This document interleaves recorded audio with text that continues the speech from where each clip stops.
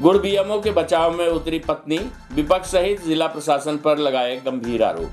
किसके आदेश से एनजीओ संचालक पहुंची थी स्वास्थ्य विभाग कैंप लगाने? आरोपी बनाए गए बीएमओ ने मीडिया के माध्यम से प्रशासन से पूछा सवाल। आपको बता दें कि विगत दिनों गुड़ स्वास्थ्य केंद्र के चिकित्सक डॉक्टर कल्याण सिंह के खिलाफ छेड़छाड़ मारपीट का मामला दर्ज किया गया है। उक्त मामला एक एनजीओ संचालिका की शिकायत पर दर्ज किया गया है। उसी मामले को लेकर चिकित्सक कल्याण सिंह ने सोमवार को पत्रकारों से रूबरू होते हुए कुछ विभाग से सवाल पूछा है।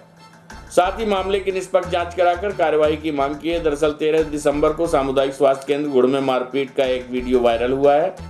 उक्त वीडियो में एनजीओ संचालक, उसके साथी, अस्पताल का स्टाफ दिखाया गया है, जिसमें एनजीओ संचालिका ने डॉक्टर के ऊपर छेड़छाड़ का आरोप लगाया था, जिसकी शिकायत पर पुलिस ने मामला दर्ज कर लिया है। लेकिन चिकित्सक की शिकायत पर कोई कार्यवाही नहीं हुई, जिसके चलते पुलिस अधीक्षक से लेकर सभी वरिष्ठ अधिकारियों और अपने विभाग को भी सूचित किया है। लेकिन न्याय न मिलने के चलते मीडिया के माध्यम से रूबरू हुए और सवाल किया है। ड्यूटी नहीं लगाई गई तो किसी बाहरी व्यक्ति के अस्पताल में आने के संबंध में सूचना क्यों नहीं दी गई? इतना ही नहीं, डॉक्टर कल्याण सिंह ने मांग की है कि उक्त महिला जिस एनजीओ की अध्यक्ष बताई जाती है, क्या वह ट्रैवलिंग एजेंसी चलाती हैं, उसका आदेश सार्वजनिक किया जाए। आइए सुनते हैं कल्याण सिंह ने पूरे मामले को लेकर क्या सवाल खड़े किए। जी भैया, मैं डॉक्टर कल्याण सिंह सामुदायिक स्वास्थ्य केंद्र गुड़ में प्रभारी हूँ। मैं आज आप लोग के पास अपना व्यू रखने के लिए आया हूँ। 13/12/2022 को सामुदायिक स्वास्थ्य केंद्र गुड़ में एक घटना घटित हुई है, जिसमें मेरे द्वारा पुलिस को सूचित किया गया था। साथ ही पुलिस अधीक्षक महोदय, आईजी महोदय को मैंने अपना आवेदन दिया। उसमें आज तक कोई कार्रवाई नहीं हुई। उसी से व्यथित होकर मैं आप लोगों के सामने अपनी बात रखने के लिए आया हूँ। ये हमारे सीएमएचओ कार्यालय का एक आदेश है 24/11/2022 का। ये खंड चिकित्सा अधिकारी के लिए प्रकाश भेजा गया और इसमें ये कहा गया था कि खंड चिकित्सा अधिकारी एक निश्चित दिनांक को कैंप लगाकर अपने कर्मचारियों के साथ 30 मरीज मोतियाबिंद के आइडेंटिफाई करेंगे और उसमें ये सुनिश्चित करेंगे कि उनका बीपी शुगर इतना इतना होना चाहिए। अगले दिन सुबह 8 बजे सामुदायिक स्वास्थ्य केंद्र गुड़ से एक बस आएगी, जिनसे उन मरीजों को लाया जाना है। इसमें कहीं मेरी ड्यूटी नहीं लगाई गई। पहली बात, मुझे कोई सूचना नहीं दी गई। दूसरा, जो घटना घटित हुई है जिसमें वो लोग थे, एक महिला और 5 पुरुष थे, उनकी भी कोई सूचना सामुदायिक स्वास्थ्य केंद्र गुड़ को नहीं थी कि कोई इस तरह के लोग आएंगे और यहाँ कैंप लगाएंगे। और आदेश में भी उनके द्वारा कैंप लगाए जाने का कोई उल्लेख नहीं है। उन लोगों ने मेरे पास आके, महिला ने डायरेक्ट मुझे हड़काना शुरू कर दिया। बोलने लगी कि आपने यहाँ कोई व्यवस्था क्यों नहीं करके रखी है। मैंने कहा, मैडम किस तरह की व्यवस्था? यहाँ तो रोज़ के रूटीन में जो व्यवस्था रहती है वो व्यवस्था ऑलरेडी यहाँ पे है कि आपने टेंट नहीं लगवाया, आपने कुर्सी नहीं लगवाई, दरी नहीं बिछवाई।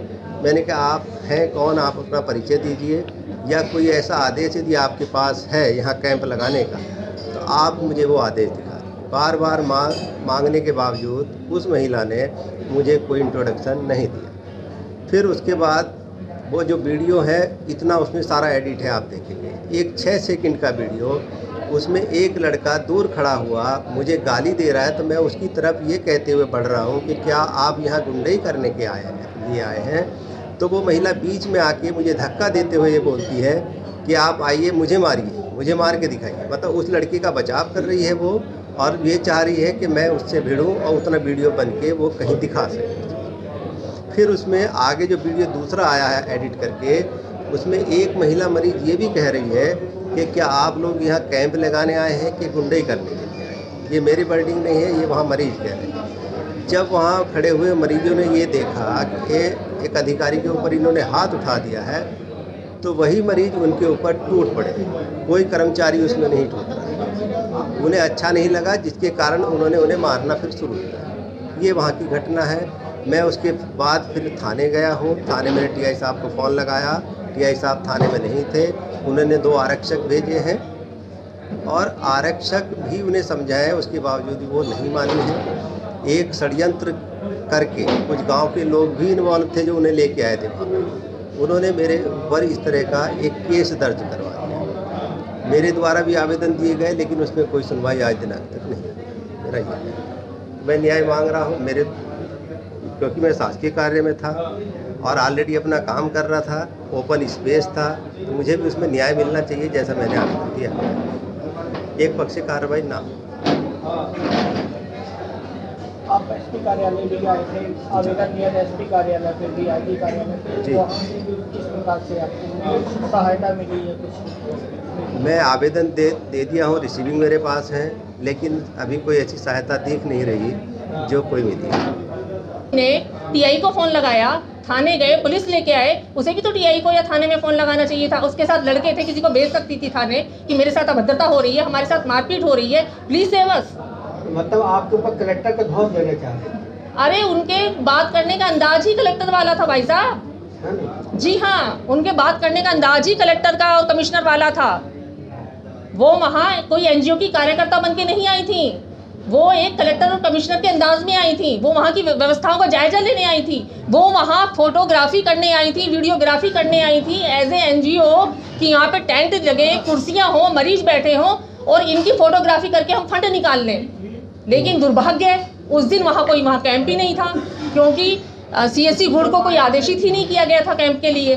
तो उस चीज़ से वो बौखला गई कि अब हम क्या प्रूफ देंगे, ऊपर कहाँ से फोटो दिखा के पैसा निकालेंगे। दूसरी बात ये है कि